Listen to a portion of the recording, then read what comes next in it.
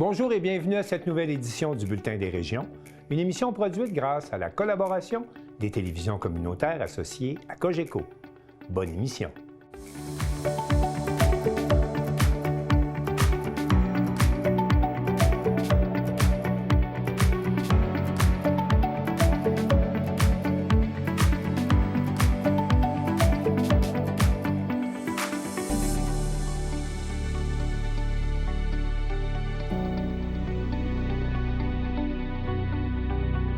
Au sommaire pour vous cette semaine, à Baie-Saint-Paul, on érige des digues temporaires pour limiter les risques d'inondations printanières.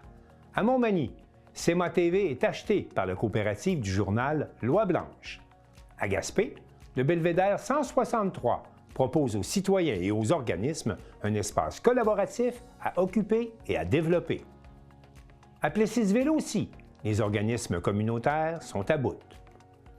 Dans la baie des Chaleurs, l'organisme Accès Sage-Femme mène un sondage sur l'accès aux services périnataux. À Amqui, la culture et le sport se rencontrent autour de la passion du hockey. À Price, l'auteur-compositeur-interprète David Pinault prépare un nouvel album ainsi qu'un spectacle qui en mettra plein la vue à ses nombreux fans. À Saint-Norbert, la tradition du fléché est transmise grâce au dynamisme du Cercle des fermières. À Sainte-Christine d'Auvergne, un grand tour cycliste pour promouvoir les saines habitudes de vie. Et pour commencer cette émission, on apprend que le congé pascal fut vraiment mouvementé pour les paramédics de Sainte-Anne-des-Monts, alors que des avalanches dans 3 secteurs des monts Chic-Choc ont forcé l'évacuation de skieurs blessés. Un reportage de la télévision de la Haute-Gaspésie. On a eu un appel le jeudi pascal au mont Oxback pour une dame qui s'était fracturé le poignet à la suite d'une chute en snow. Donc, mon équipe d'évacuation médicale et des paramédics de Sainte-Anne-des-Monts se sont mis en direction pour le Oxback. On a fait l'évacuation. La dame a été prise en charge par les paramédics, apportée au CH de Sainte-Anne-des-Monts.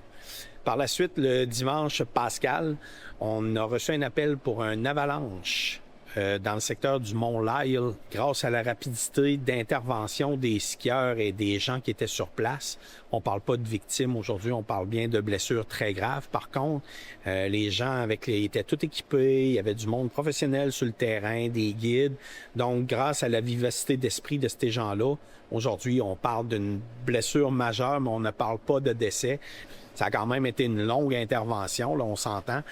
Ils nous l'ont apporté à notre traîneau d'évacuation médicale. Ensuite de ça, on l'a descendu jusqu'au stationnement, puis elle a été prise en charge par les paramédics. Puis le lendemain, le lundi pascal, un autre avalanche, cette fois-ci dans le mur des patrouilleurs. Donc à ce moment-là, l'équipe d'avalanche de Sûreté du Québec, l'équipe de pompiers de Sainte-Anne-des-Monts et les paramédics de Sainte-Anne-des-Monts se sont mis en direction. On s'est stationné dans le stationnement du ruisseau Isabelle. Et on est parti avec les motoneiges et les VTT, puis pour la direction du mur des patrouilleurs. La victime était environ à 300 mètres dans la montagne, donc on a laissé notre traîneau d'évacuation au pied de la montagne et avec les paramédics, on est monté à environ 300 mètres. On a stabilisé la victime et puis on l'a descendu à notre traîneau. Puis on a descendu au stationnement du ruisseau Isabelle, puis elle a été prise en charge par les paramédics. Tout ça, dans 3 ou 4 jours, on a eu 3 interventions différentes, assez touchées. Il y avait des bulletins sur le site d'Avalanche Québec qui disaient que les risques d'avalanche étaient élevés. Par contre, une chance, on parle de skieurs chevronnés qui étaient là. Vous savez, faire du ski dans le parc de la Gaspésie, c'est pas le Mont Bellevue ou le centre de plein air de Cap-Chat, là. C'est du ski de haute montagne. Donc, ça prend des experts chevronnés, ça prend de l'équipement adéquat, les DVA, détecteurs de victimes d'avalanche. Ça prend tous les équipements. C'est pas tout le monde qui s'improvise skieur dans le parc de la Gaspésie. C'est un super de beau terrain de jeu, mais il faut être conscient des risques et des dangers, puis il faut prendre le temps d'analyser.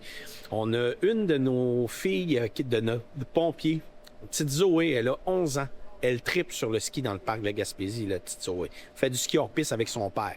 Mais à tous les matins, elle va voir elle-même les bulletins d'avalanche. Elle est déjà consciente de ça à 10 ans.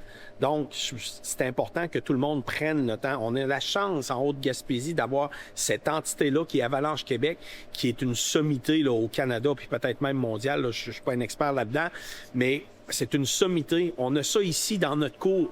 Ils font l'analyse, ils font des sorties sur le terrain à tous les jours. Ils font des capsules vidéo et ils donnent beaucoup d'informations aux skieurs sur le site. Donc, c'est important, avant de s'aventurer dans le parc de la Gaspésie, de prendre le temps de faire l'analyse des données du site d'Avalanche Québec. Lors des interventions dans le parc de la Gaspésie, il y a 2 paramédics qui se mettent en direction. Il y a d'autres paramédics qui sont ici pour pas découvrir la population de Sainte-Anne-des-Monts. Même chose au niveau des incendies. On n'envoie seulement que 5 pompiers dans le parc de la Gaspésie. Moi ou mon officier de garde, on reste ici à la caserne pour gérer, coordonner le tout de la caserne ici. Mais il y a seulement que 5 pompiers qui s'en vont sur le terrain. La population n'est jamais mise en danger. Et puis, du côté de la Sûreté du Québec, c'est tout le temps minimum 4 skieurs avalanche parce qu'ils ont une équipe dédiée, la Sûreté du Québec, et eux autres, ils se font rentrer d'autres policiers. Fait que la sécurité de la population de la Haute-Gaspésie, lorsqu'on s'en va dans le parc, n'est jamais mis à découvert.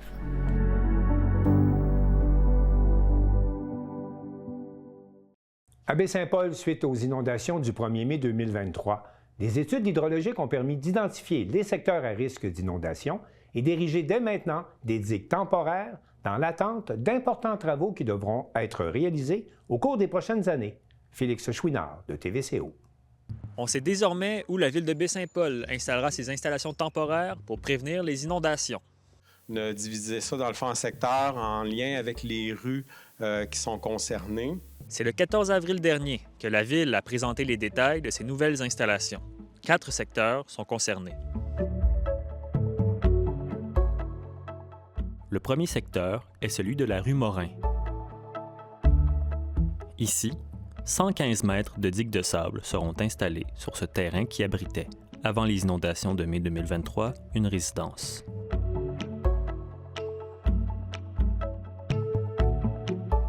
Juste en face, du côté de la rue Saint-Pierre, c'est 8 mètres de blocs de béton ainsi que 80 mètres de digues en sable qui seront installés.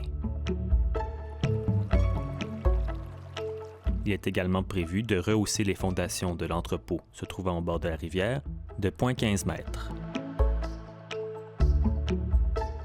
Le troisième secteur de la ville qui se verra doté de mesures préventives et temporaires est celui de la rue Saint-Joseph et de la rue Sainte-Anne, juste en aval du pont Leclerc.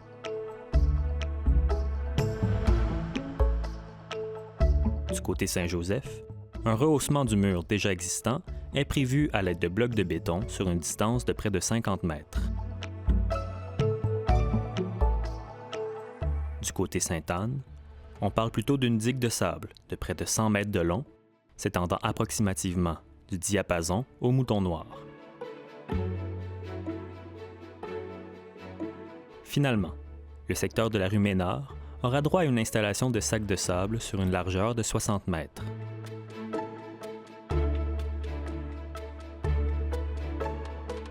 Ces mesures servent 2 objectifs bien précis.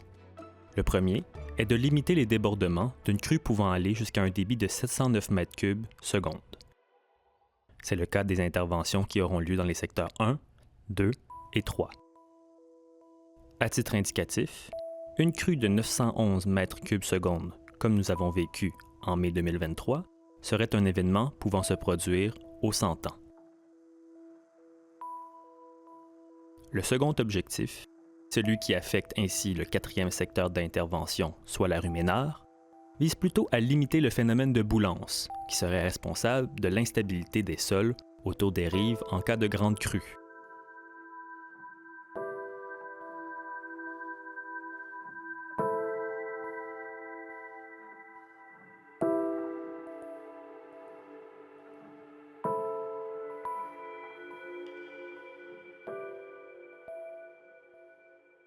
L'installation des mesures temporaires aura lieu dès ce printemps et elle devrait être en place pour au moins 2 ans.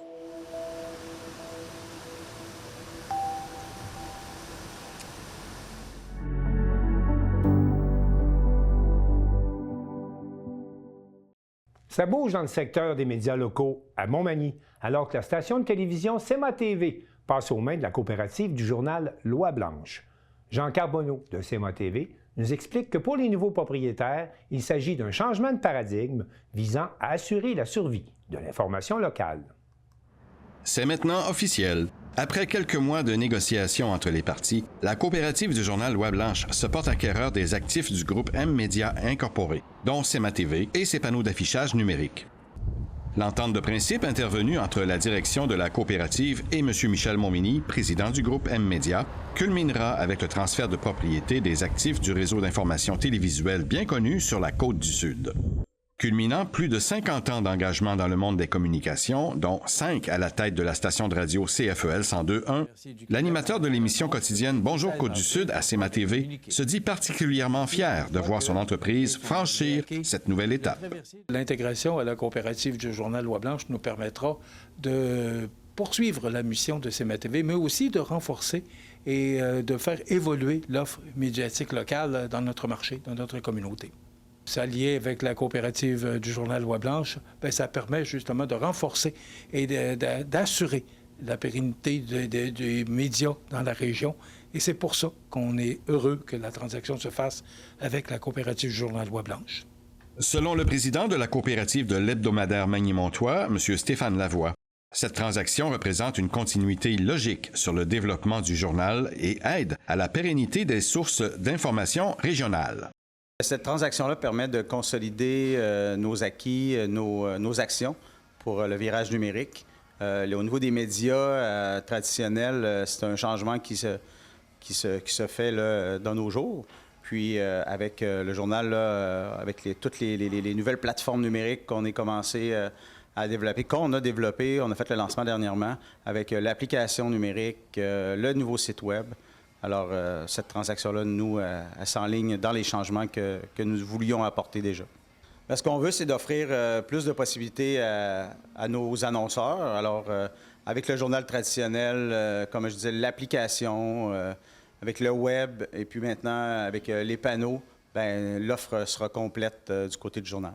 M. Lavoie indique par ailleurs que son organisation change de paradigme en cherchant à diversifier son offre médiatique afin de tirer son épingle du jeu dans ces temps où la concurrence numérique étrangère affaiblit les médias traditionnels partout en Occident.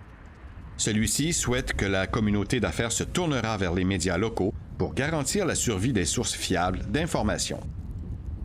Par ailleurs, le directeur général du journal Loi Blanche, M. Éric Maltais, mentionne dans un communiqué que les opérations de CEMA TV se poursuivront telles quelles jusqu'à la fin du mois de juin prochain. L'été servira, quant à lui, à planifier et à analyser pour vérifier quelles seront les orientations à venir du nouveau média. Ici Jean Carbonneau, CEMA TV Information à Montmagny.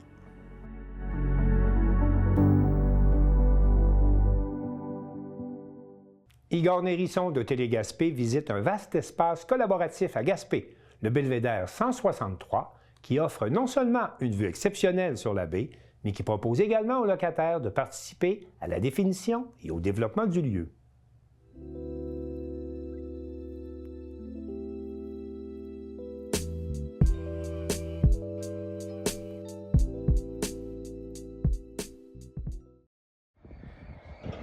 Bien connu dans la région pour le développement de l'écoquartier situé en face du centre-ville de Gaspé, Gestion Bourgade est également propriétaire d'un immense espace à bureaux. Localisé sur le boulevard de Gaspé, à quelques centaines de mètres de la polyvalente, l'endroit offre une vue imprenable sur la baie et l'embouchure de la rivière Dartmouth.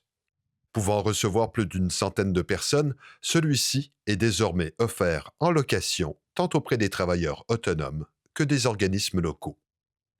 La mise en disponibilité de l'espace fait suite au départ des locataires précédents, qui ont fait don de beaucoup d'équipements de bureau.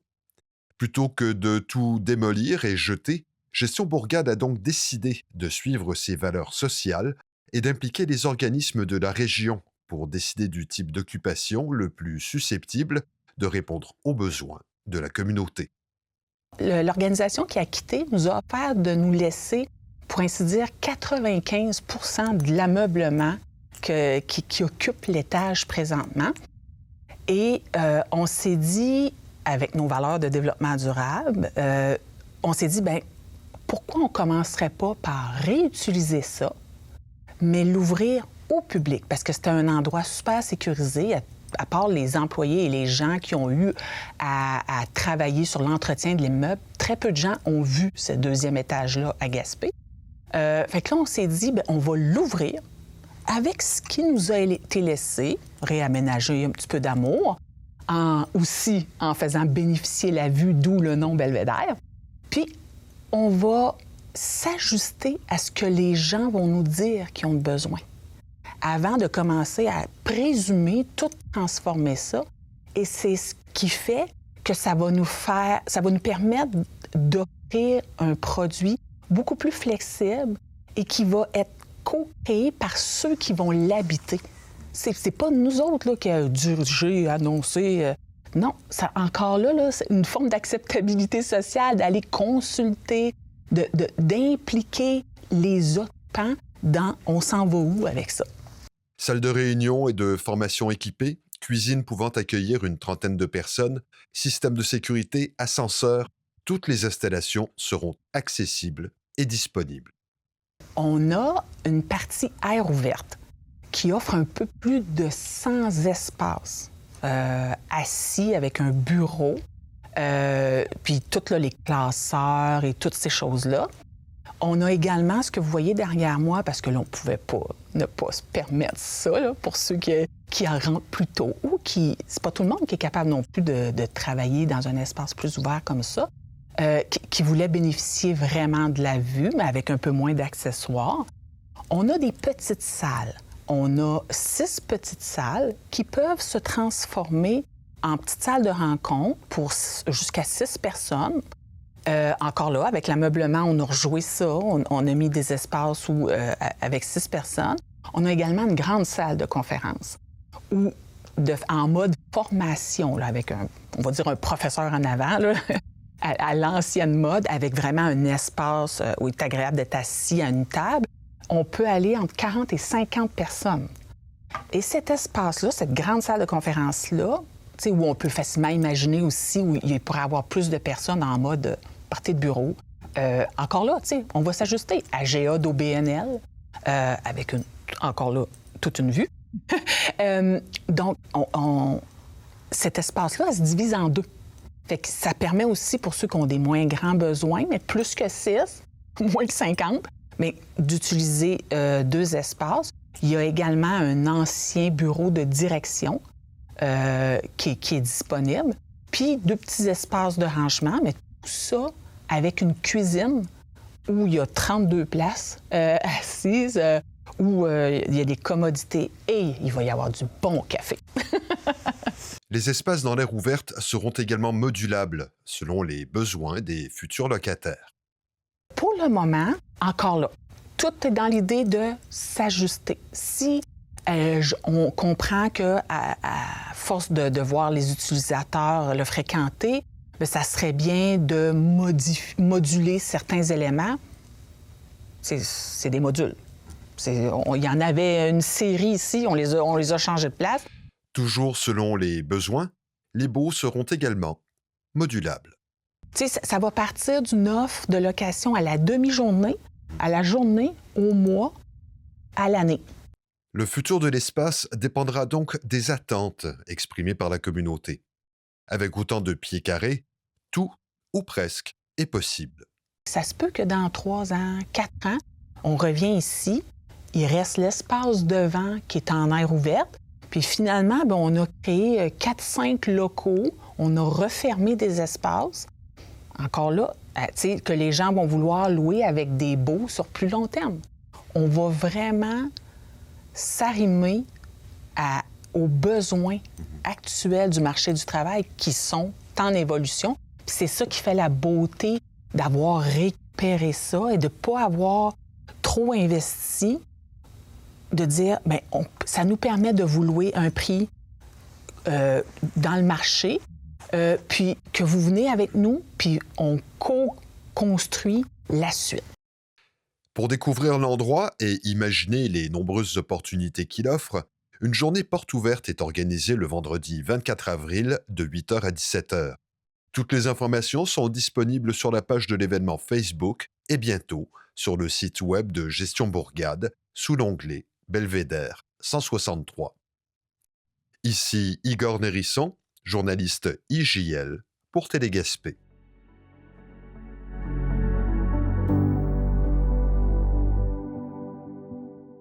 Dans le cadre de la grande manifestation du communautaire à Bout, les organismes de la région des Érables proposent une soupe miracle pour éviter la surcharge et l'épuisement. Elle est composée de 3 tasses de financement adéquat, 2 louches de conditions de travail mélangées dans un bol de reconnaissance. Un reportage de Jacob Kenville de la Télévision des Érables. Le 1er avril dernier, dans les rues Plessisville, près de 170 personnes issues du milieu communautaire se sont mobilisées dans le cadre du mouvement communautaire à Bout. Une mobilisation qui s'inscrit dans une grève provinciale visant à dénoncer le sous-financement chronique du milieu et à réclamer une meilleure condition de travail. Pour illustrer concrètement cette réalité, les organisateurs ont choisi un symbole fort, offrir un simple bouillon plutôt qu'une soupe, une image qui reflète le manque de ressources auxquelles font face les organismes. Et avant de prendre la rue, plusieurs ont tenu à s'adresser à la foule pour donner le ton à cette journée de mobilisation. Alors, vous savez qu'aujourd'hui on est le 1er avril, je vous l'apprends pas. D'ailleurs, j'ai vu plusieurs poissons là, un petit peu dans l'Assemblée aujourd'hui, puis je trouve ça vraiment beau.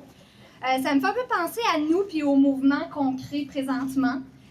Parce que, en fait, un poisson seul, là, ça peut facilement passer inaperçu. Mais pour ceux qui savent, qui ont déjà vu un banc de poissons, quand on voit un banc de poissons, c'est magnifique, c'est uni, ça devient plus fort parce que ça avance ensemble. Puis c'est exactement ce qu'on fait aujourd'hui. On se rassemble, on se tient, on avance dans la même direction. Puis d'ailleurs, si on est là, c'est justement parce qu'on partage un attachement, tout le monde, qui est profond à notre territoire, à notre région de l'érable. Puis on a un attachement aussi aux gens qui vivent ici. Ici, les organismes communautaires ne sont pas simplement des services, ils sont au cœur de notre milieu.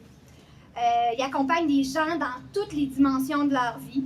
Ils accueillent des jeunes, ils soutiennent les familles, ils accompagnent les personnes en situation de pauvreté, ils brisent l'isolement, ils défendent les droits, ils soutiennent les proches aidants. Ils permettent aux gens de rester chez eux dans leur communauté le plus longtemps possible et ça, c'est vraiment important. Puis dans un territoire rural comme le nôtre, cette présence-là, elle est vraiment essentielle.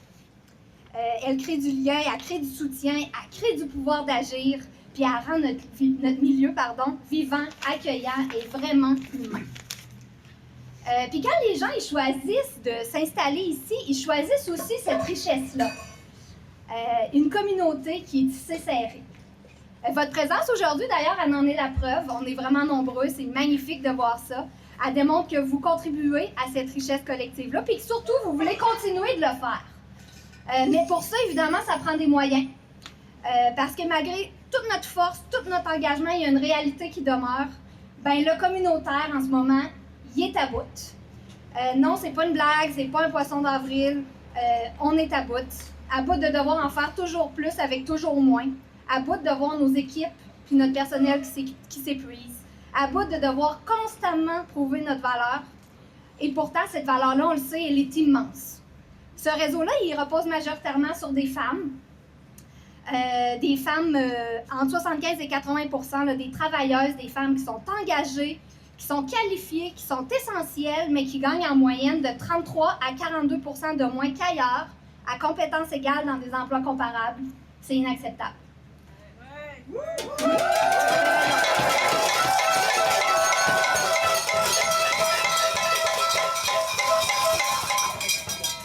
C'est aussi des équipes où près de 9 personnes sur 10 vivent de la fatigue ou de l'épuisement. C'est pour ça qu'aujourd'hui, on se mobilise. On demande un financement suffisant et stable à la mission pour nous permettre d'offrir des conditions de travail décentes à nos employés. Une reconnaissance pleine et entière de notre rôle, le respect de notre autonomie et un investissement réel dans le communautaire comme pilier essentiel de notre communauté. Il fait froid, j'ai le bout des doigts gelés, pardon. Parce que le communautaire, c'est pas accessoire, c'est un pilier essentiel dont l'impact est démontré. Quand on investit dans les organismes communautaires, on améliore rapidement la qualité de vie des gens, puis on réduit les coûts du système de santé dès les premières années. Quand on agit sur le logement, le revenu, l'inclusion sociale, on s'attaque aux causes et on améliore durablement la santé et le bien-être des populations. Investir dans le communautaire, c'est agir maintenant et pour l'avenir. Aujourd'hui, notre mobilisation, elle envoie un message clair. On est là, on fait une différence, mais sans investissement massif, cette richesse collective-là est réellement en danger. Alors, je vous invite à rester mobilisés, solidaires et fiers. Fiers du rôle que vous jouez, fiers de l'impact que vous avez, fière de faire partie d'un mouvement qui transforme réellement nos milieux. Parce qu'un banc de poissons, ça passe jamais inaperçu. Ça se déplace ensemble, ça s'adapte, ça résiste. Et surtout, ça avance peu importe le courant, puisque ça le crée. Alors aujourd'hui, pour la suite, on est ce banc-là de poissons, un mouvement vivant, uni, déterminé à faire avancer nos communautés, parce que dans l'érable, une chose est certaine, le communautaire, on s'en fiche pas, vraiment pas. Dans le but de mieux comprendre la réalité sur le terrain, nous sommes allés à la rencontre de ceux et celles qui la vivent au quotidien dans le but de recueillir leurs témoignages et leurs impressions. Premièrement, ça prend un financement à la mission qui est rehaussé énormément. Dès dans les fêtes, là, moi, en intervention, en dépendance, mes intervenantes gagnent environ 30 % de moins que les intervenantes au CIUS pour le même travail, exactement le même travail. Donc ça c'est pas normal. Si nos intervenants sont obligés d'aller à la soupe populaire et d'avoir du bouillon de poulet parce qu'ils sont pas capables de s'autofinancer adéquatement, c'est très significatif. À un moment donné, il y a de l'essoufflement. Il y a des gens qui partent parce qu'ils ne veulent pas pour faire vivre leur famille, ils ont besoin d'avoir un revenu plus décent. Puis c'est aussi, je trouve, beaucoup une reconnaissance de ce qu'on est, parce qu'on se rend compte depuis 2 semaines que les gens ne comprennent pas nécessairement le travail qu'on fait. C'est la signification, c'est la bonne soupe riche qu'on peut offrir, mais sans le financement, sans la reconnaissance, ça s'appauvrit et ça devient un bouillon. Fait que la signification part de là. Même ceux qui travaillent là sont obligés d'avoir des paniers, ils ont de la misère à arriver, ça n'a pas de sens. Là. Ils travaillent là-bas, ils ne devraient pas avoir de la misère comme ça, puis c'est plate, là, c'est comme ça. Ça veut dire qu'on a besoin d'argent, parce que si ça continue comme ça, les gens ne mangeront pas, ils arriveront pas, ils vont être isolés, on va être, ça n'a pas de sens, on peut pas être isolé, c'est pas bon pour la santé mentale.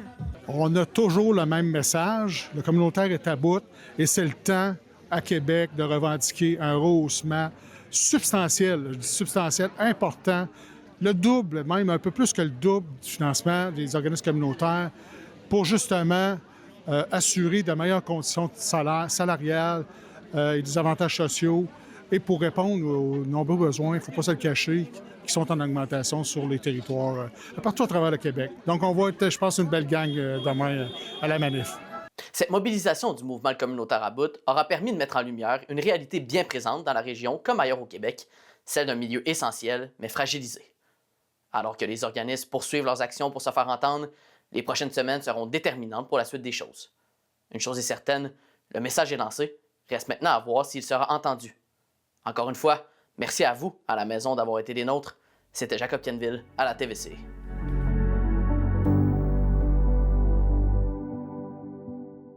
Dans la baie des Chaleurs, les femmes enceintes, celles qui l'ont été et celles qui voudraient l'être, sont invitées à participer à un sondage sur l'accès aux soins périnataux. Un reportage préparé par Éric Robert-Joseph de Télévague. Accès Sage-Femme Baie des Chaleurs cherche à sonder les personnes qui sont enceintes, qui l'ont été ou qui souhaitent le devenir pour faire un portrait de leurs souhaits en matière d'accès aux services prénataux, ainsi que de leurs connaissances et leur perception de la pratique de sage-femme. Caroline Hamelin nous en parle. Accès Sage-Femme Baie des Chaleurs, on organise un sondage, puis l'objectif, c'est d'aller sonder les femmes de la Baie des Chaleurs qui sont enceintes, qui ont été enceintes ou qui voudraient l'être. Puis l'objectif, c'est d'aller avoir de l'information sur leurs souhaits en termes de soins, d'accès aux services périnataux, puis de mieux comprendre là, les raisons qui feraient qu'ils choisiraient ou non un type de service plutôt qu'un autre, puis les besoins comme tels, d'aller cibler vraiment c'est quoi les besoins des familles plus précisément. On cherche aussi à aller explorer un petit peu leur connaissance là, des services sages-femmes, de l'accès, puis de la profession des sages-femmes comme telles. Et on a jusqu'à quand pour remplir ce sondage et où peut-on le trouver? Donc 6 semaines au total d'affichage, puis c'est possible d'aller chercher là, sur notre page Facebook d'Accès Sage-Femme Baie des Chaleurs, ou si vous tapez Accès Sage-Femme BD Chaleur dans un navigateur, vous allez trouver notre page Internet où il y a un onglet spécifique pour le sondage. Il y a aussi des affiches qui sont posées avec des codes QR, là, donc ça permet d'accéder à la plateforme où le sondage est disponible. Je voudrais peut-être préciser que c'est en lien, entre autres, avec le contexte général au Québec, où on voit que le ministère essaie de réfléchir à comment il voudrait que les services soient déployés dans les prochaines années. Donc, il y a eu des états généraux qui ont eu lieu à l'automne passé, les états généraux sur la pratique sage-femme qui ont été initiés là, par le ministère de la Santé. Puis l'objectif, là, il y avait fait appel à plusieurs franges de la population, puis de la profession sage-femme. Puis l'objectif, c'était de voir là, comment est-ce que les services évolueraient. Puis d'un autre côté, on voulait avoir une image régionale aussi là, de ces informations-là pour vraiment réitérer là, les besoins de la population de la baie des Chaleurs, puis aussi orienter nos futures actions là, à Accès Sage-Femme baie des Chaleurs. Qu'est-ce que vous offrez, Accès Sage-Femme, aux femmes de la baie des Chaleurs? Bien, en fait, c'est un organisme qui est un collectif citoyen à la base, qui a été mis en place pour demander l'accès à des services de sage-femme dans la région. Donc, ça a été créé en 2007. Puis c'est plus vers 2017, 2018 et 2019 où là, on a vraiment eu des services qui ont été mis en place. D'abord l'organisation des services, puis ensuite l'accès aux services de sage-femme. Puis depuis, on accompagne finalement le service sage-femme pour s'assurer que les services continuent de se déployer en répondant aux besoins de la population. Puis on a aussi des projets là, de lieux de naissance hors centre hospitalier qu'on aimerait qu'ils soient mis en place dans la région. Puis récemment, là, avec ce sondage-là, on aimerait aussi aller plus loin là, dans la réponse aux besoins en termes de services puis d'informations par rapport au parcours de grossesse des familles. Et combien de femmes par année pouvez-vous accompagner? En fait, nous, comme tel, on n'est pas des sages-femmes, on n'accompagne pas des familles en particulier. On est plus, dans le fond, un regroupement qui cherche à mettre de l'avant les besoins des familles auprès des différentes institutions. Fait qu'on travaille entre autres avec le CIS et avec plus précisément le service de sage-femme, puis avec d'autres mouvements qui sont aussi régionaux et provinciaux en lien avec l'accès en soins périnataux. Et comment peut-on vous rejoindre? La même chose sur une page Facebook? Une voie d'accès facile, c'est notre page Facebook ou encore par notre site Internet. Vous pouvez avoir également accès à notre adresse courriel pour nous joindre en tout temps. On est vraiment très ouvert à avoir plus de mobilisation. Pour le sondage, on vise vraiment les personnes qui ont été enceintes récemment, qui sont enceintes ou qui voudraient l'être. Puis pour la mobilisation dans Accès Sage-Femme baie des Chaleurs, ça a toujours été un mouvement qui représentait les familles de la baie des Chaleurs. Donc les conjoints, conjointes sont très bienvenus aussi.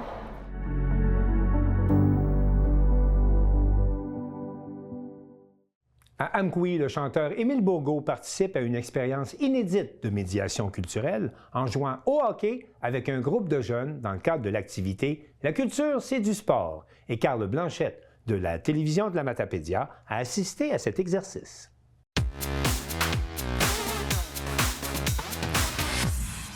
Aujourd'hui, à l'Arena d'Amqui, la culture et le sport se rencontrent d'une façon plutôt originale.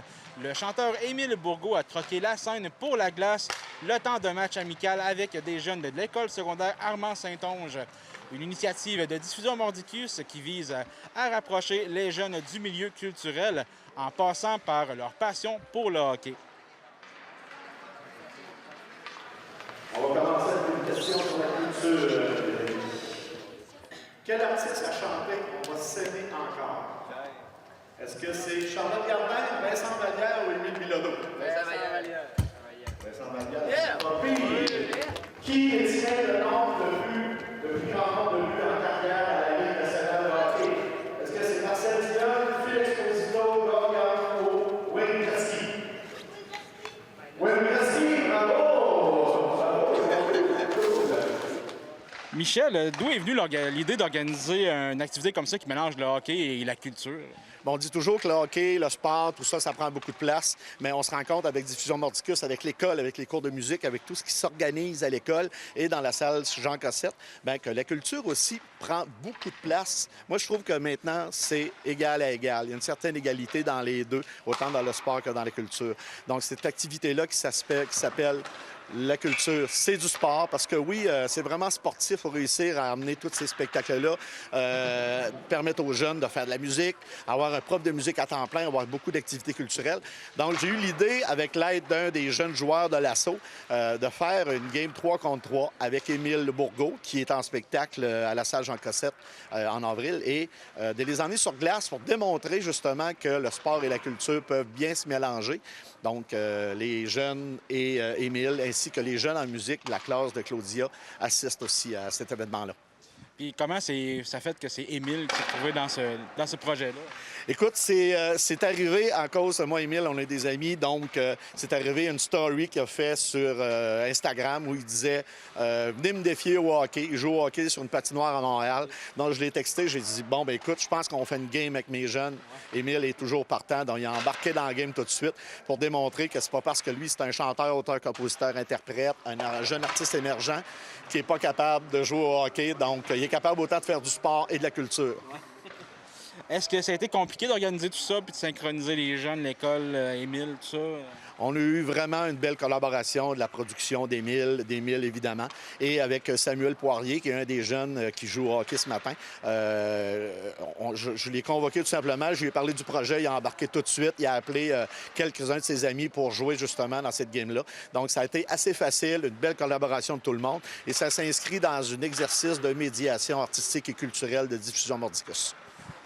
Qu'est-ce que tu espères que les jeunes vont retenir un peu de cette journée-là, cet événement-là? Qu'est-ce qu'ils vont retenir? C'est, écoute, c'est pas parce que tu joues à temps plein au hockey ou que tu manges du hockey ou tout ça que tu peux pas assister à des spectacles, que les artistes aussi ne font pas seulement que de la musique, mais ils font aussi du sport. Et ils vont apprendre aussi dans cette journée-là que faire de la culture, avoir une carrière en musique, ça coûte cher. Ça coûte aussi cher que jouer au hockey. Donc, ils vont le savoir dans cette journée-là aussi. Émile, comment tu as réagi quand on t'a proposé justement de jouer un match avec des jeunes comme ça? My God, j'étais très content, puis surtout que c'est l'idée de Michel que j'aime depuis un petit bout, puis qu'on se connaît, puis tout ça. Puis c'est une belle opportunité, une belle initiative en fait pour joindre la culture au sport, puis je trouve ça super intéressant. Moi, je suis un grand fan de hockey, fait que ça m'a toujours... J'étais bien content de pouvoir venir jouer. Fait que t'es quand même un gars de hockey à la base. C'était pas un gros défi pour toi de venir faire. Ben, je suis un sportif à la base qui a comme arrêté de faire du sport parce que j'ai commencé à faire de la musique, mais justement, c'est comme ça que j'essaie de réconcilier aussi dans ma vie en ce moment, le fait que c'est correct de faire les deux, puis c'est sain de faire les deux, tu sais, d'être un artiste, mais de faire du sport aussi. Mais j'ai toujours joué au hockey jusqu'à la pandémie qui m'a arrêté, fait que c'était pas forçant non d'être ici. Pendant la pandémie, t'as troqué le bâton de hockey pour la guitare? C'est un peu ça qui s'est passé. Ça a été le stade où ça s'est... ça a comme changé à ce moment-là. Qu'est-ce que tu trouves le fun dans ces genres d'activités-là où tu peux rencontrer des jeunes? Là? Bien, moi, je me revois à 16-17 ans. Puis j'aime ça, cette période-là chez les ados, parce que on se pose tellement de questions, on est passionné par des affaires, on sait pas trop ce qu'on va faire plus tard, mais tout ça. Mais moi, je me vois beaucoup en eux, puis je suis vraiment content de pouvoir partager des trucs avec eux autres. C'est toujours un plaisir, ouais. C'est-tu le genre d'activité que tu aurais aimé vivre quand tu étais adolescent? Absolument. Tellement. Je sais pas s'il y a des artistes, quand j'étais ado, qui auraient aimé ça faire ça, mais en tout cas, moi, ça me fait triper de faire ça. Les gens vont probablement te poser des questions sur ton métier, puisque vous allez vous dîner ensemble et tout. C'est quoi la chose que les gens comprennent le moins dans le métier d'artiste? Mon Dieu, ben, je vais être obligé de dire tout ce qui a rapport avec l'argent, la rémunération des artistes puis les subventions. Je pense que les gens comprennent pas trop, ont peut-être des idées reçues sur le fait qu'on est payé à rien faire ou, tu sais, j'entends ça des fois. Puis ça, j'ai envie d'en jaser pour dire c'est quoi la réalité, tu sais, sur le terrain puis combien on fait, tu sais, quand on fait des activités. Puis souvent, les gens sont surpris à quel point on gagne pas si bien notre vie que ça. Là, fait que c'est important de le dire aussi pour pas qu'il y ait de fausses conceptions, je pense. Claudia, j'imagine que Michel t'avait apporté un peu cette idée-là. Comment tu as reçu ça, toi, quand il t'a proposé ça? Bien là, premièrement, je suis chanceuse parce que Michel propose plein de trucs. Les élèves aussi embarquent là-dedans toujours. Fait que moi, c'est toujours un gros oui, puis je nous trouve gâtés. Alors, on embarquait, c'était certain. Est-ce que tu as senti un peu des fois de résistance d'un côté ou de l'autre? Les jeunes, ils ont vraiment embarqué 100 %? Non, embarqué 100 %. C'est plaisant aussi de présenter les artistes qui viennent nous voir. On fait pas juste leur garrocher ça, on les présente, puis on apprend à les découvrir. Fait qu'on est gâtés vraiment sur toute la ligne. Belle réception de la part des élèves, comme toujours. Est-ce qu'on sent à l'école quand même qu'il y a encore une division des fois un peu entre les jeunes artistes et les joueurs de hockey ou il y a quand même une belle synergie entre tout le monde? Vraiment, là, c'est beau. J'ai beaucoup de joueurs de hockey qui débarquent en musique. C'est juste beau, magnifique. Ils veulent jouer de la guitare, ils veulent... non, je sens pas de compétition. Je trouve vraiment que la culture prend de plus en plus de place, tout simplement, puis tout le monde apprécie ça. Fait que c'est pas... il y en a des plus gâtés que d'autres, c'est pas ça. Il y a vraiment de la place pour tout le monde est bien, tout le monde trouve que c'est dynamique, puis que ça bouge. Est-ce que s'il y aurait d'autres activités comme ça qui se présentent, as-tu déjà des idées un peu? As-tu des idées à lancer à Michel, de quoi? Non, malheureusement, parce qu'on est toujours comme... on dirait que c'est toujours la grande course, là. Fait que non, là, j'ai rien en tête pour maintenant, mais je pense que c'est plus Michel qui vient à moi la plupart du temps. Moi, je gaule mes choses. C'est lui qui a plus de temps un peu pour vous amener des choses. Qui pense beaucoup à ça. Oui, qui a les idées, qui pense à la médiation culturelle, qui s'investit là-dedans. Après ça, il me lance ça, puis nous, on embarque. Merci beaucoup. Plaisir!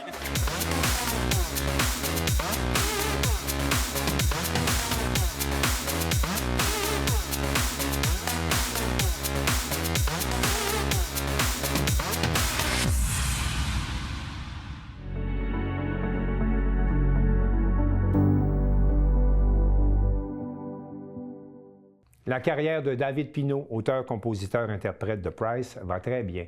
Il prépare un nouvel album ainsi qu'un spectacle dans lequel seront intégrés des numéros de cirque avec de véritables athlètes. Marc Després, de la télévision de la Métisse, a voulu en savoir plus. Eh bien, on se trouve chez David Pinault. Bonjour. Sûr, ça va bien, la gang? Ça va très bien. Et petit moment tranquille entre différents spectacles. Oui, bien c'est ça. On en revient d'une tournée de quasiment 20 shows là, cet hiver. Fait que là, un petit break en 20 semaines. Puis après ça, on redécolle la tournée d'été qui a environ 80 dates. Fait que ça va être une grosse été qui s'en vient. Ouais. Et les gens qui vous suivent à ce moment-là, on remarque très souvent l'expression sold out quasiment pour tous les spectacles.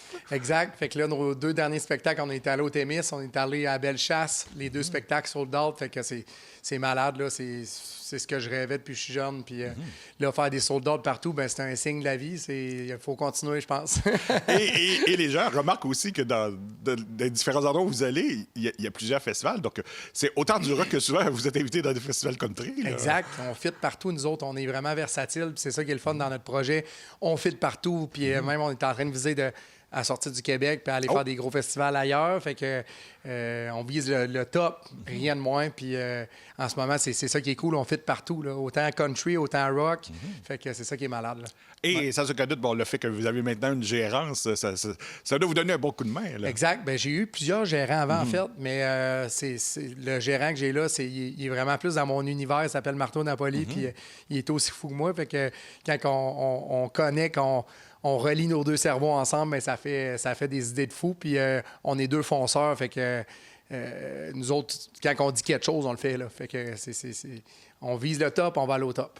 Et avec le visuel, avec les scénarios, donc c'est important pour vous que le public, vos gobelins, comme vous les appelez, ça, en est pour leur argent, là. Exact, ben oui, c'est ça. Nous autres, notre but, c'est d'avoir le meilleur show, autant visuel que musical, au Québec. Puis ensuite de ça, on veut sortir du Québec, justement, fait qu'on veut être le meilleur show au Canada. Fait que c'est pas compliqué. Si tu veux être le meilleur show au Canada, faut que tu prépares un visuel incroyable. Puis déjà là, on se démarque vraiment des autres avec ça. C'est là, on a fait notre cours de pyrotechnicien la semaine passée. Je viens juste d'avoir mon attestation de pyro. Fait que j'ai fait faire ça à toute mon équipe aussi. Fait que là, pyro égale encore plus de visuel en spectacle. Fait que préparez-vous, ça va être une grosse année cette année. Et c'est ça, donc... Comment ça s'enligne pour les prochains mois? Là? Parce qu'il va y avoir un spectacle très particulier. Là. En fait, là, on sort la tournée de dates, environ 80 dates qu'on sort très bientôt en fin avril, parce qu'on ne peut pas les annoncer avant à cause qu'il y a des festivals qui sont... On ne faut pas les dévoiler d'avance. Fait que là, c'est ma tournée Le Monstre du Cirque. Pourquoi Le Monstre du Cirque? Parce que j'ai mon propre cirque à moi. J'étais allé chercher les meilleurs artistes du Cirque du Soleil. Fait que j'ai Coralie, Gabriel, j'ai Sébastien. Vous ne les connaissez pas encore, mais si si vous voulez connaître, venez voir ça en show, c'est débile. Le visuel est débile. Il y en a une qui est une contorsionniste. Il y en a une qui a fait sa force, c'est la suspension capillaire. Puis l'autre, ben, il fait des skills que je vous dis pas tout de suite, là, mais c'est très, très impressionnant à voir en live. Fait que le visuel, ça n'a juste aucun bon sens. Tu sais, de blender le cirque et la musique ensemble, il n'y a personne qui fait ça, là. Fait que moi, je me suis vraiment... J'ai inventé un spectacle que personne n'a au Québec puis que je me démarque vraiment des autres. Fait que je suis vraiment fier de ça. Puis moi, ça fait des années que je me disais... je veux mon cirque. Puis même quand mon gérant Marteau est embarqué avec moi, je dis un jour, on va avoir notre cirque. Je l'ai dit à mon père. Mon père, il a tout le temps été un peu réticent, un peu dans tous mes projets parce qu'il est plus un rationnel. Puis moi, je suis un fonceur, OK? Fait que quand je dis mes idées à mon père, il est tout le temps un peu... Il recule un peu. Ouais. Puis ça, j'ai dit aujourd'hui, j'écoute ça, ça, mettez-le dans le reportage, c'est bien important. Fait qu'il a tout le temps été réticent de ça. Puis à chaque fois, là, j'y prouve le contraire. Puis j'y ai dit, j'allais avoir mon propre cirque. Là, je l'ai, mon propre cirque. Même affaire que toutes mes autres affaires de mon barbershop en bas. Ben, il croyait pas. Ben, j'ai mon barbershop aujourd'hui aussi. Fait que c'est malade de pouvoir vivre de ses passions aussi, là. Mais là, bon, faire un spectacle avec des élématiques, est-ce que ça va être adaptable pour toutes les salles à ce moment-là? Ou ça va prendre c'est encore plus fou, c'est encore plus le fun parce que justement, le cirque, c'est familial. Un cirque, c'est familial. Fait que c'est sûr, c'est creepy circus un peu, mais c'est vraiment... je vous dis, il faut le voir pour le croire. C'est une expérience. C'est pas juste un show. Il faut vraiment venir voir ça. La gang qui ne sont pas venus me voir encore, c'est le show le plus festif, le plus fort visuellement au Québec. Puis préparez-vous, on sort de là bientôt. Avec les costumes, avec tout ce qu'il faut, là. C'est ça, oui, c'est ça. Il y a la thématique cirque. J'ai plusieurs thèmes, là. On a un thème pirate, on a le thème un peu mime. Donc, c'est ça. Donc, même votre fameux lapin, là, il va être présent, lui, là. Ben oui, le lapin, même qu'au lancement d'album, je fais mon lancement d'album au Grizzly Fuzz le 9 mai prochain à Québec. C'est Bleu Feu qui organise ça, l'organisation des FEC. Fait que, puis j'ai une grosse annonce à vous faire après. Oh, assuré! Ouais, ben là, je vais vous la faire tantôt, là, cassez-vous pas la tête. Puis dans le fond, c'est ça, notre lancement d'album, il a été sold out 2 mois d'avance. Fait qu'on est bien fiers de ça. Fait que Grizzly Fuzz à Québec, ceux qui n'ont pas eu le billet, ben là, c'est là que je vous dis la grande annonce. On fait l'Impérial Belle l'an prochain, dans 1 an. OK. Approximativement dans les mêmes dates. Fait que vous allez pouvoir procurer les billets tout de suite pour l'Impérial Belle. Vu qu'on a foulé le Grizzly, ben ça niaise pas que la patate. Nous autres, on fait l'Impérial. Puis après ça va être quoi? Ça va être le Centre Bell, peut-être? Papa, écoute ça. The sky is the limit. Exactement. Et à ce moment-là, donc, c'est de réussir à produire tout ça, donc c'est pas toujours évident. Bon, les gens se disent, bon, on est quand même au Québec, là. Exactement. Mais c'est pas un problème. Là, ben non, mais en fait, moi, je suis autoproducteur, OK? J'ai toujours été propriétaire de toutes mes entreprises, de mon barbershop, tous les concepts, c'est toute mon imagination.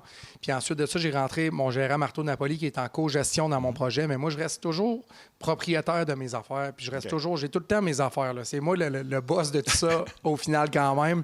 Je suis un gars qui drive dans la vie, je suis un entrepreneur dans l'âme, fait que c'est bien important pour moi de pas donner mon projet à quelqu'un, puis de toujours avoir le contrôle là-dessus quand même, peu importe ce qui arrive. Si Marteau, un jour il est tanné de travailler avec moi, ce qui m'étonnerait, parce qu'on a bien trop de fun, bien, je ne serai pas dans la merde, tu comprends? Là? J'ai mes affaires, puis je suis autoproducteur, fait que j'ai même ma compagnie de disques, Maudit Fou Musique, fait que c'est ça. Donc, c'est un peu le secret. Donc, vous êtes un peu un exemple aussi pour les jeunes qui se disent, oui, mais quand on est en région, on ne peut pas nécessairement se déployer. Vous êtes l'exemple que tout est possible quand on veut. Ben oui, mais la seule affaire en région, c'est je fais beaucoup de routes. Oui. C'est juste ça le désavantage, mais j'aime ça faire de la route. Fait que je compose, souvent je compose des tunes, je me laisse des mémos vocales. J'ai le temps de réfléchir, faire tous mes appels en montant. Fait que je fais toutes mes affaires. Mais oui, ceux qui ont un rêve, peu importe c'est quoi dans la vie, que ce soit pas la musique, que ce soit dans n'importe quel domaine, il faut foncer. Parce que les idées de fous qu'on a, bien, ils peuvent être concrètes parce que quand tu as un rêve, il faut vraiment... Moi, dans ma vie, là, j'ai tout le temps eu un but puis j'ai toujours atteint mes buts. Il faut vraiment... C'est toujours en... Faut jamais lâcher, en fait. Là. Ben, et si on veut vous suivre, c'est par votre page Facebook le plus simple? Exact. Toutes les plateformes, on est disponible partout. Facebook, TikTok, Instagram, Short, YouTube aussi. Fait qu'allez voir nos vidéoclips, suivez-nous. On a même une Gobelin New. Dans le fond, c'est une infolette on tient nos gobelins à jour avant tout le monde. Fait que c'est important de s'abonner à la Gobelin New. Ouais. Ben, merci beaucoup et merci à vous autres, les boys. On se revoit dans 2 ans pour voir où on est rendu. Minimum. Bien sûr.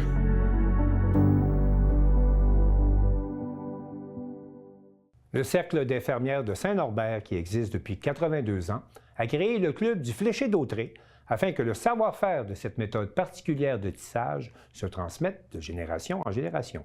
Un reportage de Daniel Yvon de CTRB. Nous sommes présentement à Saint-Norbert et nous allons rencontrer Cécile Boulard, qui est la présidente du club du fléché de Dautrey. Allons la rencontrer. On est accompagné de Cécile Boulard. Bonjour, Cécile. Bonjour. On est au club du fléché de Dautrey, c'est bien ça? Oui. Et tu essayes de me montrer comment faire du fléché. Je te regarde aller. Faut pas avoir de l'arthrose dans les mains. Là. Non. Faut pas avoir de l'arthrose dans les mains du tout.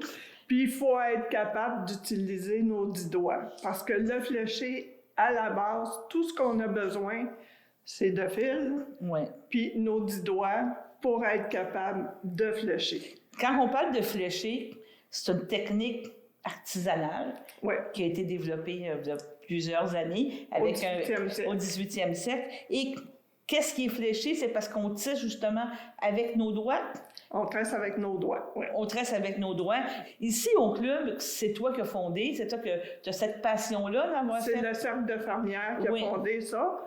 Mais c'est surtout à cause d'une activité qui a été faite par la MRC d'Autrey il y a à peu près 5 ans, qui, eux autres, voulaient identifier les savoir-faire qui étaient en perte de vitesse. Le fléché en étant une, parce qu'on n'a pas beaucoup de personnes qui sont capables de transmettre l'information. Fait que c'est la raison pourquoi nous autres, à un moment donné, on a décidé, OK, on va transmettre Là, tu parles du Cercle des fermières. Le fermière, oui. Parce que à Saint-Norbert, vous êtes très actif, le Cercle des fermières. Oui. Ça existe encore anciennement. Oui. C'était un groupe de femmes qui étaient là pour s'entraider et tout, mais ça a demeuré. Ça fait combien de temps que les... 82 ans à peu près. 83. Puis le club du fléché, contrairement au Cercle des fermières, lui, il accepte les hommes. Ah, OK. Fait que ça, c'est un avantage parce que il y a beaucoup d'hommes qui flèchent. Ah oui? Fait qu'on veut encourager les hommes à venir ici. Il n'y a pas de discrimination. Il n'y a aucune discrimination. Il faut être patient, là. Oui, il faut être patient parce que si on parle de la ceinture fléchée... Oui, la fameuse ceinture. C'est peut-être entre 700 et 800 heures que ça prend pour flécher une ceinture. Fait que ça prend beaucoup de minutie, puis aussi, tu peux pas... Tu sais, il y en a, quand ils font du tricot, ils écoutent la télévision. Oui, mais c'est ça, oui. Mais ça, non, parce que faut toujours que tu saches où est-ce que tu mets ton fil. Où est-ce que tu es rendu. Tu me dis que tu as des hommes, mais des enfants aussi apprennent. Oui. Moi, parce que vous avez une grosse partie d'éducation ici. C'est très intéressant. Vous les commencez jeunes pour dire que si on les commence jeunes, ils vont continuer là, à Saint-Norbert. Je pense que c'est une mission que vous vous êtes donnée. Bien, on a des marchés fermiers où ce qu'on est. Puis on offre aux enfants, aux adultes, à n'importe qui, s'ils veulent essayer, de l'essayer. Le club du fléché offre un lieu où on expose des pièces, mais pas des ceintures fléchées. Tout ce qui peut être fait, toute autre chose qui peut être faite en fléché. Après ça, on a un lieu où les personnes peuvent pratiquer. Ça n'existe pas. Un lieu où ce que le monde dit, ben je vais aller pratiquer, puis...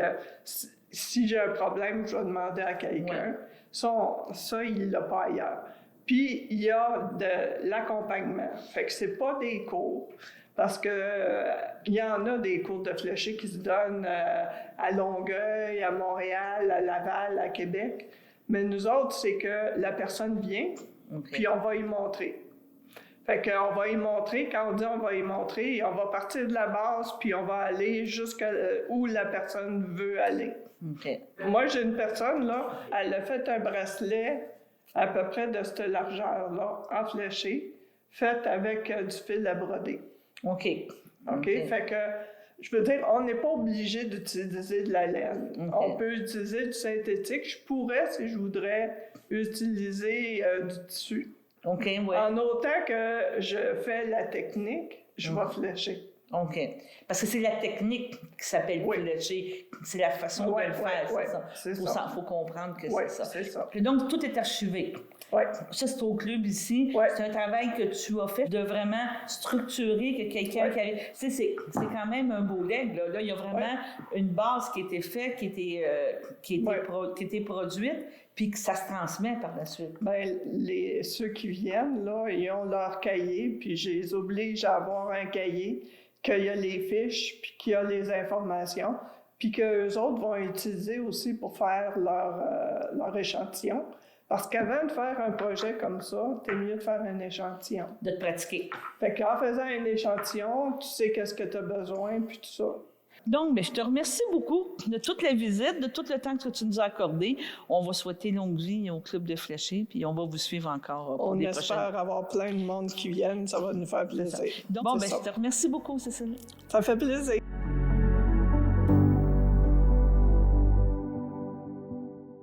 La Fondation Santé Portneuf annonce qu'elle s'allie à l'aluminerie Alcoa pour lancer la première édition de Grand Tour cycliste qui aura lieu en septembre prochain à Sainte-Christine d'Auvergne et dont les profits serviront à promouvoir les saines habitudes de vie. Un reportage de Papa Moussa Camara de CJSR. C'est une initiative rassembleuse qui vise à promouvoir les saines habitudes de vie, à mobiliser les citoyens et les entreprises, et à générer des retombées concrètes pour les soins de santé dans Portneuf. Cette initiative allie sport, santé et solidarité. Elle a été lancée jeudi dernier à l'aluminerie de Deschambault. La Fondation Santé Portneuf et son partenaire Alcoa ont dévoilé la toute première édition du Tour cycliste Santé Alcoa. Un partenariat majeur de 3 ans qui permettra de soutenir concrètement les services de santé dans la région. L'événement se tiendra le 12 septembre prochain à Sainte-Christine d'Auvergne. Le Tour cycliste n'est pas seulement une activité sportive, c'est un symbole de solidarité et de mobilisation. Chaque coup de pédale posé le 12 septembre contribueront à une cause essentielle, la santé dans Portneuf. Puis une des valeurs fondamentales de Deschambault, c'est prendre soin de nos gens. Puis nous, on l'extensionne à prendre soin de nos gens, de la communauté avec le Tour cycliste. Fait que on est vraiment contents. Ça fait près de 20 ans qu'Alcoa supporte d'une façon ou d'une autre la Fondation Santé Portneuf. Par des gestes concrets, justement, avec nos investissements, bien, ça a permis de moderniser et d'ajouter des équipements médicaux qui vont faire des soins de proximité. 2 parcours seront proposés, 50 et 100 km, accessibles à tous dans une formule non compétitive. C'est pas une compétition cycliste. Donc, que vous soyez débutant, intermédiaire, avancé, on a essayé de vous faire des parcours qui vont vous plaire à ce niveau-là. Au-delà du défi sportif, les organisateurs misent sur une journée festive et rassembleuse, avec un village d'animation pour toute la famille. Tout ce qui va être autour, tout ce qu'on va encadrer nos cyclistes et nos familles qui vont venir, qui ne viendront pas faire le tour cycliste, qui vont venir passer une belle journée avec nous, parce que je vous le dis, il va faire 22 degrés soleil à peu près le 12 septembre, ça va être formidable. Les fonds amassés serviront directement à améliorer les soins d'urgence dans la MRC de Portneuf, notamment à Saint-Raymond et à Saint-Marc-des-Carrières. Un objectif de 75 000 $ est visé pour cette première édition. Donc, je vous dirais que pour cette édition-là, ça va être un impact de 75 000 $ qu'on regarde pour nos projets. Mais c'est une forte croissance à la Fondation Santé Portneuf. En termes de statistiques, on est à 400 % d'investissement par rapport à notre moyenne historique dans la dernière année. Donc, on est très, très fiers de ça. Pour porter le message, un ambassadeur bien connu du milieu cycliste, Louis Garneau. Il promet de mobiliser la population et de faire rayonner l'événement à travers le Québec. Et comme on dit en québécois, le timing était parfait pour embarquer. Moi, je vais être là, c'est sûr, le 12 septembre, mais je vais faire la randonnée. Merci tout le monde de m'avoir invité comme ambassadeur. Je vais faire mon 100 % pour vous aider. Merci. Les organisateurs espèrent attirer environ 200 participants dès cette première année et lancer un rendez-vous appelé à grandir. Accueillir chez nous près de 200 cyclistes accompagnés de bénévoles, d'équipes de soutien, de partenaires et d'amoureux du vélo, c'est une véritable fierté pour notre communauté. Nous avons la chance de vivre aujourd'hui une grande effervescence, un bel héritage sportif humain et collectif qui se déploie devant nous. Une première édition qui pourrait bien devenir un incontournable dans Port-Neuf, tout en contribuant à une cause essentielle, la santé. Papa Moussa Kamara, depuis Deschambault-Gorondine, pour CGSR.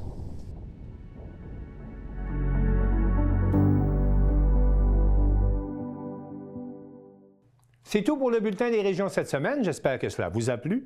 Je remercie toutes les stations de télévision participantes et je vous dis à bientôt.